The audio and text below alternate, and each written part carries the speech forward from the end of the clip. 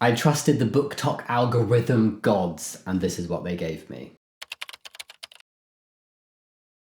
That was a rubbish clap. Hey, it's Jamie, thanks for stopping by. And I put BookTok, so book content on TikTok, the recommendations on my For You page, to the test in what is probably going to be the first of many examples of this type of video, and I'm here to share the results. So basically, I chose 3 books that were consistently coming up on my TikTok FYP page in terms of like book content, and they're all books that I heard of first on TikTok. And these are the 3 that came up for me so many times that in the end I just couldn't ignore them, and I was like, fine, I guess I'm gonna have to read this book now. I obviously also looked into them to see if they were my vibe and I would be in any way interested in them, which I was. There were obviously more than 3, and I have some other ones that I will be exploring at another day, but 3 felt good for one video. I didn't want to like overload with too many books. I wanted to be able to speak about each of them in turn properly and not make this a 3-hour long video. These were also the 3 that came up the most. They would definitely stand out compared to the other ones, but they weren't the only ones that were recommended. And obviously these were on my recommended TikToks, so they're probably more in line with the type of book content I engage with, and like that obviously depends on the type of books that are being discussed, so I'm going to engage more with certain genres than others. So none of these are like romance or fantasy books. They're more like this dystopian mystery vibe. So I'm not saying that these were the most popping books of BookTok for when I found them. They were just the most popping for me.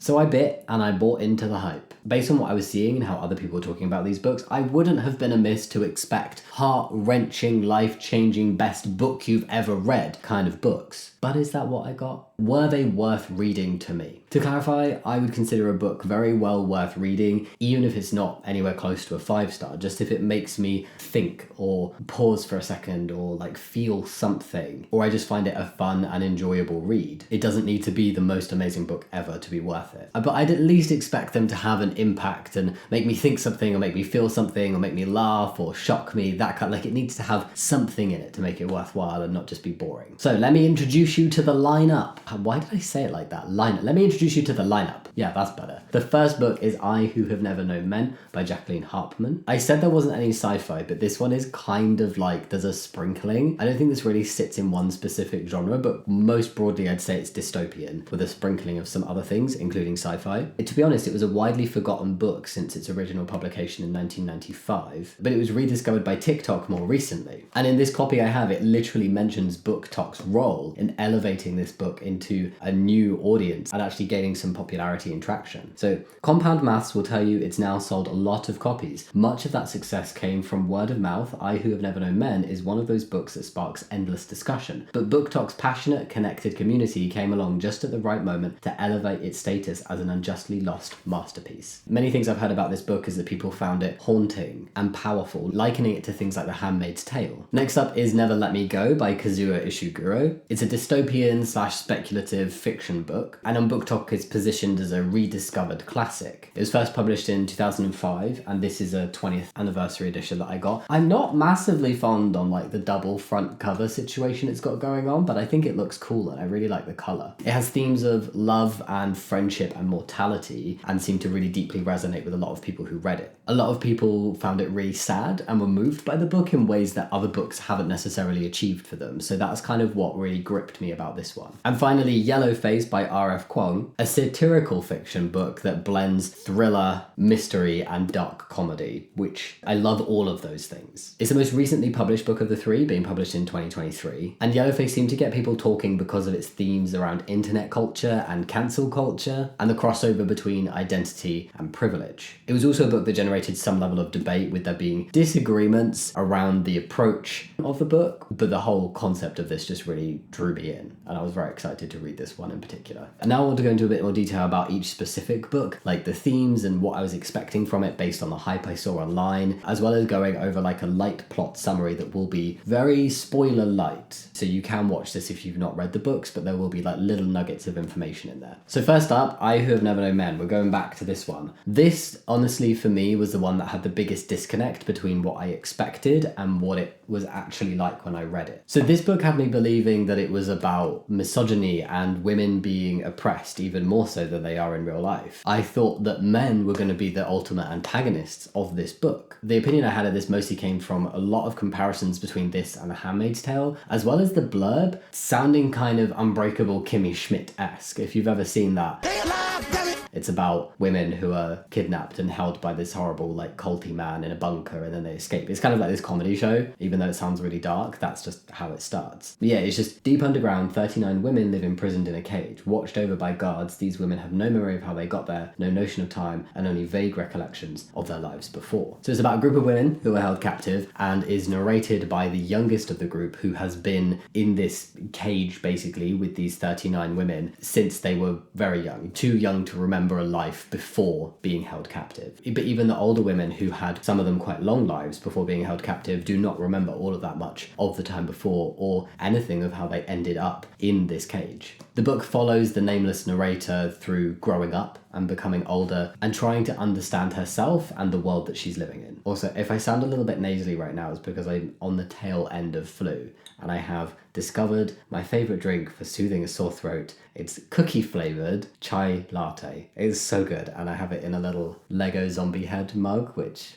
a very good combination. Some of the central themes of the book are isolation, and then also just what it means to be human when so much of society and culture has been stripped away, and your life is literally reduced down to this very small group of people who are all also women, and this very small set of experiences. There's elements of power and control without any justification or explanation as to why. Knowledge versus ignorance, and also community, and so how people come together under these extreme conditions, or come apart. It's a very bleak book. The tone is incredibly bleak and it's very, very philosophical and introspective in the narrative. It's not like an action-driven story. There's actually not a whole lot that happens, really. And personally, I didn't hate it, but I also didn't love it. It absolutely did a fantastic job at creating this kind of bleak, quiet, somber vibe to it that kept me wondering where it was going and what was going to happen, and just feeling a little bit miserable along with all the characters. And it was also a really fascinating exploration of how somebody develops a sense of self and perception of the world and other people when their basis for those perceptions is so incredibly limited. There's so little knowledge, so little variation. There's no such thing as like heteronormativity, and there's no society as we would think of it today. You literally only know the shared knowledge of these 39 women. That is the whole experience of this world, and the narrator has never heard a man's voice. What personally didn't work for me is the quiet, somber, slow, like, cadence and narration with no action whatsoever. It was just a little too dull for me. I needed more happening and less reflection. And there were also just way too many mysteries and answers just left loose out in the wild that confused me and left me frustrated. I do get that that's the point. I get that it is not a book about action. I get that it is not a book about answers, but I just needed one. I know that is not the purpose, but I needed something to have some kind of like tangible conclusion. For me, I get that some people might love that vibe, but for me it went past this kind of like philosophical exploration into just confusing. There wasn't enough. I also need to connect to the narrator, even if it's in a I hate this narrator kind of way, which I actually sometimes like more than liking the narrator, but I need to connect. I need to feel something towards them, and I just didn't feel anything. I felt bad that they'd had the life experience they'd had, but there was like no emotional depth, which I guess is part of the purpose of the book as well. But it was so matter of fact that I lost interest and motivation. I do absolutely get why this book has received a lot of hype, particularly given the current political climate. And I do see why some people compared it to The Handmaid's Tale in some ways, but aside from focusing on a group of women who are not being treated very well, that's kind of where it starts and stops, and also this like dystopian world. But aside from it being about a group of women in a dystopian world, it's not a comparison I personally would have made, and I'm totally willing to accept that I've misunderstood and just missed the point of this book. It's just not a thread I would have made if I hadn't heard other people say it, and I can kind of see it, but not really. And I do wonder if maybe the comparison to Handmaid's Tale helped propel it a bit more as well. And I don't want to give spoilers. I feel like if you read it and maybe interpreted it the same way I did or similar, it would make sense why I'm saying I don't fully understand the Handmaid's Tale comparison. Even though, on paper, a short synopsis in the blurb, I get it. As a standalone though, I do think it's solid. I think it's really interesting. It's good. I wanted to read it. I didn't struggle through it. And I think for people who click with this more like introspective philosophical tone, it's probably going to work a lot better. It just wasn't my type of thing. I wouldn't hype it up, but I also wouldn't be like, no, don't read it, it's awful. I would recommend reading it if you think you would enjoy that style. It's like, basically, if you like a book with little to no answers, many loose threads, lots and lots of deep personal thoughts, but at the same time a narrator that's kind of matter of fact and difficult to connect to, but also one that really makes you think about the world and our connections to others and how we function and how culture and society and knowledge impacts our lives, then I would definitely recommend giving it a read. I did give it 3 stars out of 5. I also just want to point out how absolutely beautifully these 2 book covers in terms of their colours go for me. Like, I think because I read them one after the other and they were for this video, I will always connect them, even though they literally have no similarities. There's just something about the colours of the covers that just, I love them together. I think it's stunning. So now they must always be together on my shelf, like this. Anyway, next up, Never Let Me Go. It's narrated by character Kathy H, who is looking back on her life from her childhood up until the present day. And she attended a seemingly picture-perfect English boarding school in the 1990s. And she recounts the relationship throughout the years with her closest friends, Ruth and Tommy. As the timeline progresses though, through her memories, it becomes more and more clear that there is something a little bit odd going on. Everything is not quite as idyllic as it may seem.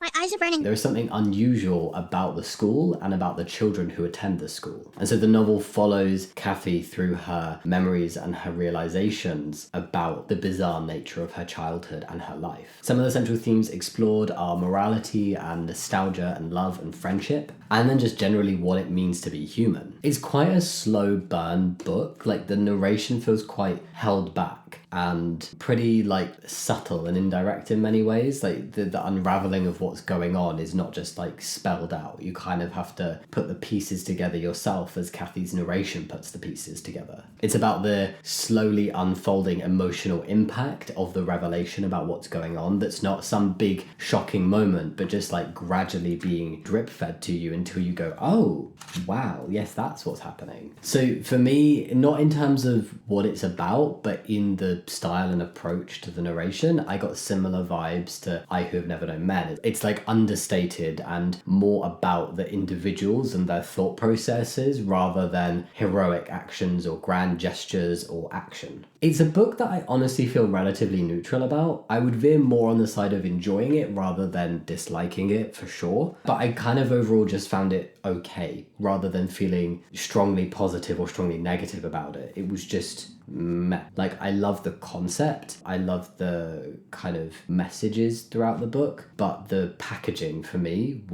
it's that same thing with I Have Never Known Men. It's just a little too subtle for me, a little too like slow burn without a big enough payoff. I do think there's many beautiful things about this book and about the narration, and I did feel connected to the characters even though I didn't always like them and there were ones that I often disliked. I felt something for them, and I did feel this slow sense of dread as things started to unfold. However, that slow sense of dread was also making it really predictable. There were too many breadcrumbs. For everything that was happening, there was like 10 clues that were left, and by the 5th clue, you kind of knew what was going on or what was coming, but you still had to go through 5 rounds of it being explained. That's kind of how a lot of it felt. So by the time things started falling in place, it was less of a, oh shit, and more of a, well, yeah, like, we knew that. I also like dystopian novels that at least explore to some extent the real like meaty and gritty parts of the world building and the dystopian nature of the society that we're in at the minute. But this definitely had a huge primary focus on the characters and their connections and their emotions without really exploring much of the world beyond that. I feel like it was a book written about love and friendship with a dystopian angle thrown in at the end to spice it up a bit. Like the dystopian bit feels like an afterthought. And I think I do like books that are about love and friendship, and even where that is the primary focus of the book. But I feel like when it's added to this other layer, when something else is put in there, it needs to be a little bit more balanced for me, where it can still be like a lot about this friendship, like 70% or something, 60% about the friendship and the connections, but there needs to be at least like 30 or 40% that's about this world and this extra genre and theme that you're throwing in there. But this felt like 15% like dystopian to me. And I get it, it was like fully woven through and it led a lot of the characters' lives, but it just wasn't explored. That's what I mean. Like the exploration of the dystopian element was just not there enough. I also didn't find it overly devastating, which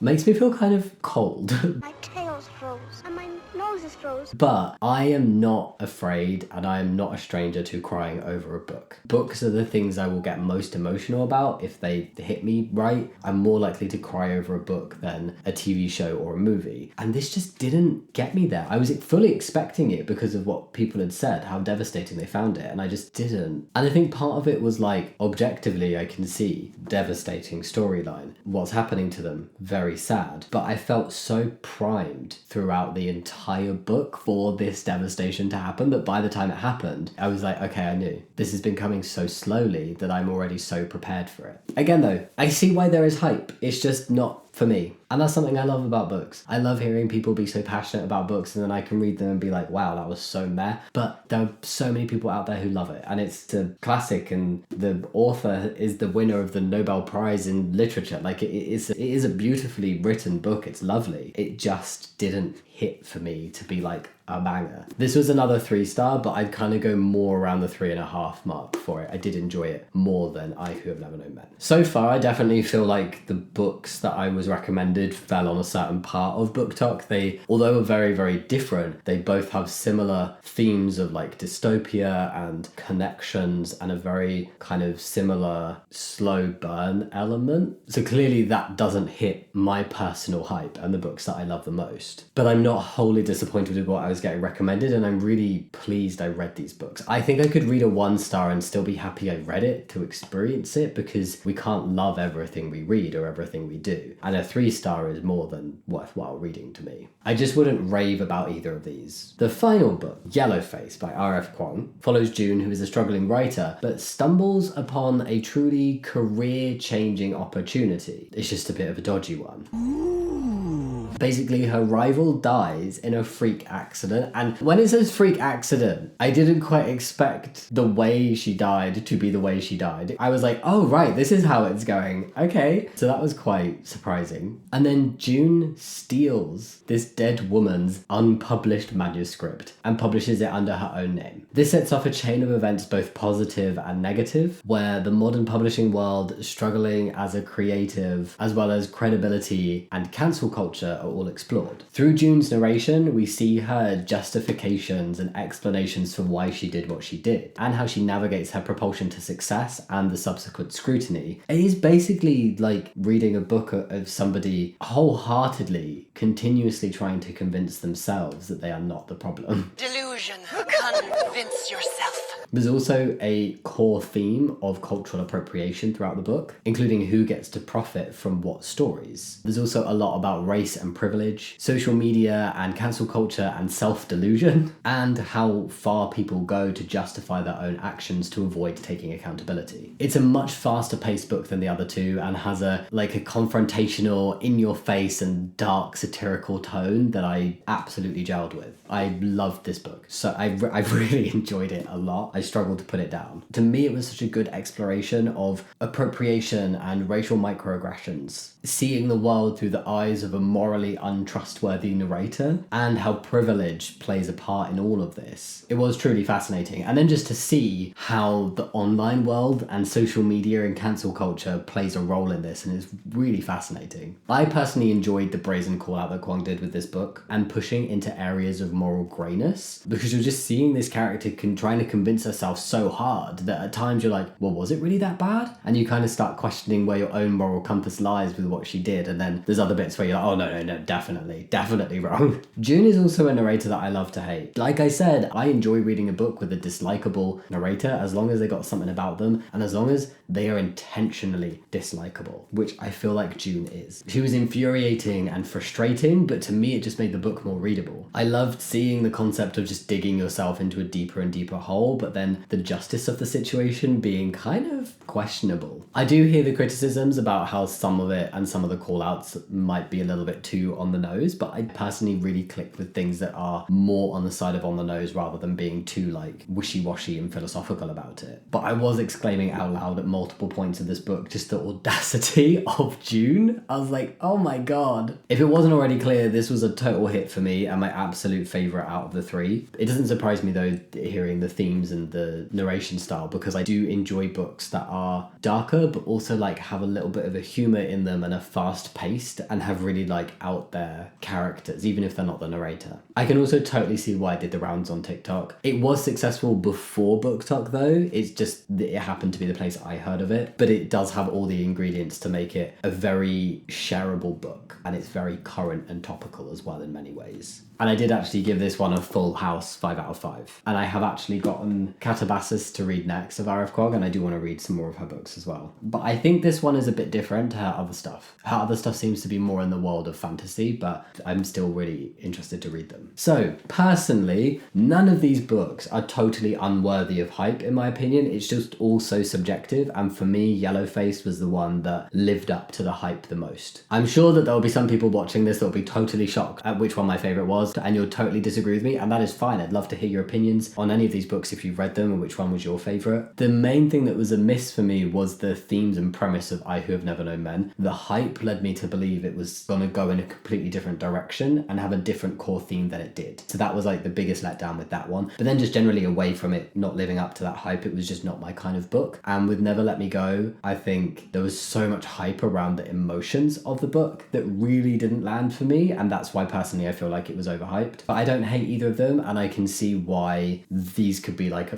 fantastic reads for some people. So if you like slower, deeper, more like thoughtful, philosophical books, I would recommend I Who Have Never Known Men and Never Let Me Go. But if you like something more like current and trendy and fast-paced and satirical and humorous, then I would recommend Yellowface. Yellowface is also the only one that's not set in a dystopian universe. I also wanted to end the video on like a little reflection on TikTok's role within books and stuff, and I think I want to dive deeper into it in another video because it's still something I'm learning about, but I've heard a lot about over the years, and I think it gets quite a negative opinion, and I can definitely see that side of it. But I do think that so many amazing books have had their time to shine because of TikTok, and I've personally added so much to my TBR because of TikTok. I have read one absolutely amazing book for me because of it, and 2 books that I am grateful and am pleased that I have read. And I want to do the flip side of this and try some books that TikTok made me not want to read, but by making me not want to read them, I read them to see if they're worthy of the negative hype. Because I think whilst there can be overhype for books in a positive way, I do think sometimes books can be unfairly piled upon and hated upon when they're actually not that bad. So I want to see if TikTok gets it right for books that people don't like as much. But to conclude, I'm most definitely not filled with any form of regret over putting some faith in the BookTok gods this time around. Thank you for giving me some books that I may otherwise never have come across. And I'm looking forward to doing the reverse of this video and also more explorations into hyped up TikTok books in the future. I would really love to hear your opinions on the books I've spoken about today. If you've read any of them, I want to know if they're ones that they sound like you want to read now, and what your general opinions are about TikTok when it comes to the book world. But for now, thank you for watching. I'll see you in the next chapter. Much love. Bye.